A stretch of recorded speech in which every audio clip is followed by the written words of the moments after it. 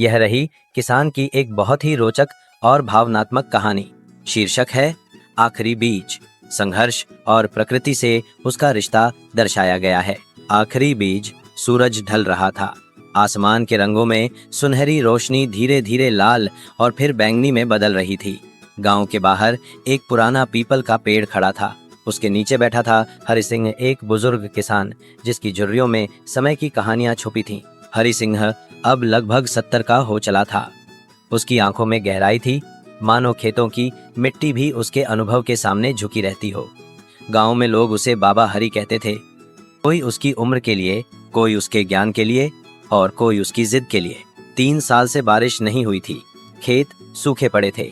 कुएं में पानी का नामो निशान नहीं था। गांव के आधे लोग शहर की ओर पलायन कर चुके थे। जो बचे थे उनमें ज्यादातर ने खेती छोड़ दी थी। लेकिन हरि सिंह ने हार नहीं मानी थी।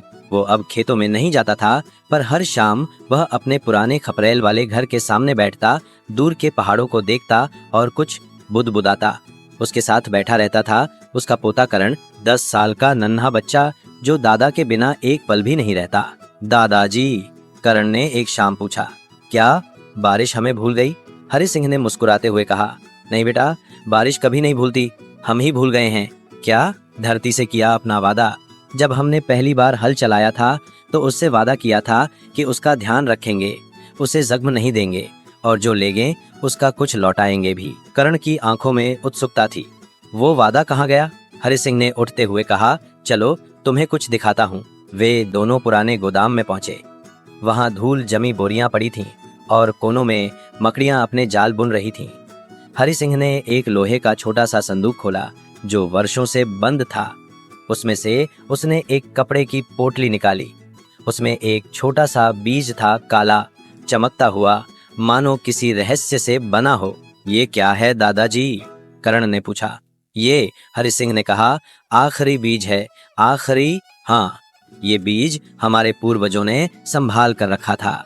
ये एक दुर्लभ किस्म की बाजरे की फसल का बीज है। इसे तब बोया जाता था जब सब कुछ खत्म लगने लगे। करण उस बीज को गौर से देखता रहा। वो कोई जादू जैसा लग रहा था। उसकी आंखों में चमक थी। हम इसे क्यों नहीं बोते? हरि सिंह ने गंभीर होकर कहा, क्योंकि इसे बोने के लिए सिर्फ पानी नहीं चाहिए। इसके लिए भरोसा चाहिए। इसके लिए गांव चाहिए, लोग चाहिए जो मिट्टी को मां समझें। अकेले मैं कुछ नहीं कर सकता।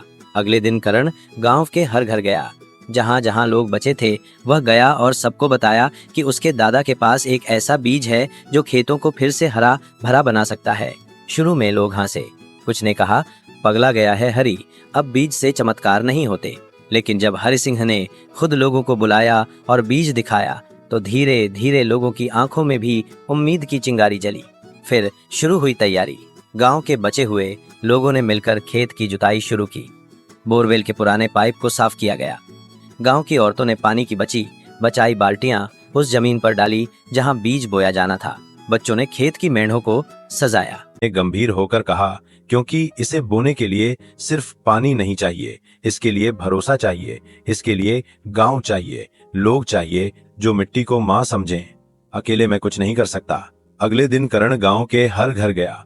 जहां जहां लोग बचे थे वह गया और सबको बताया कि उसके दादा के पास एक ऐसा बीज है जो खेतों को फिर से हरा भरा बना सकता है। शुरू में लोग हंसे। कुछ ने कहा, पगला गया है हरि, अब बीज से चमत्कार नहीं होते। लेकिन जब हरि सिंह ने खुद लोगों को बुलाया और बीज दिखाया तो धीरे धीरे लोगों की आंखों में भी उम्मीद की चिंगारी जली। फिर शुरू हुई तैयारी। गांव के बचे हुए लोगों ने मिलकर खेत की जुताई शुरू की। बोरवेल के पुराने पाइप को साफ किया गया। गांव की औरतों ने पानी की बचाई बाल्टियां उस जमीन पर डाली जहां बीज बोया जाना था।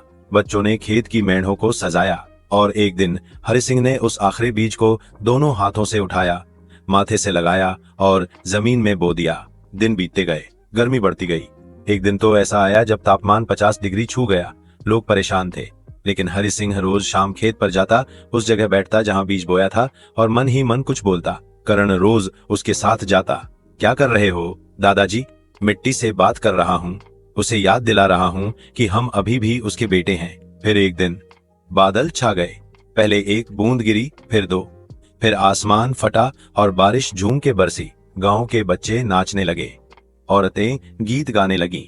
हरि सिंह ने आंखें बंद कर ली और जमीन को धन्यवाद कहा। 7 दिन बाद उस जगह से एक नन्हा हरा अंकुर निकला। 1 महीने में वहां बाजरे की छोटी फसल लहलहा रही थी। यह सिर्फ एक बीज का कमाल नहीं था, यह भरोसे का, मिलकर काम करने का और प्रकृति से रिश्ते को फिर से जगाने का नतीजा था। गांव में लोग लौटने लगे। लोगों ने अपने पुराने बीज खोजे, फिर से खेत जोते और हरि सिंह को अपना ग्राम गुरु मान लिया। 3 साल बाद वही गांव हरियाली का उदाहरण बन चुका था। लोग दूर दूर से देखने आते थे कि कैसे एक बीज और एक किसान ने सब कुछ बदल दिया। हरि सिंह अब बूढ़ा हो चला था, लेकिन उसकी आंखों में अब भी वही चमक थी। एक दिन उसने करण को बुलाया और एक नई पोटली दी। ये क्या है दादाजी? अब ये तेरी जिम्मेदारी है। अगले समय जब सबको लगे कि सब कुछ खत्म हो गया है, तो याद रखना, आखिरी बीज सिर्फ मिट्टी में नहीं होता, वो हमारे भीतर होता है। अगर वीडियो अच्छी लगी हो तो लाइक और सब्सक्राइब कर देना।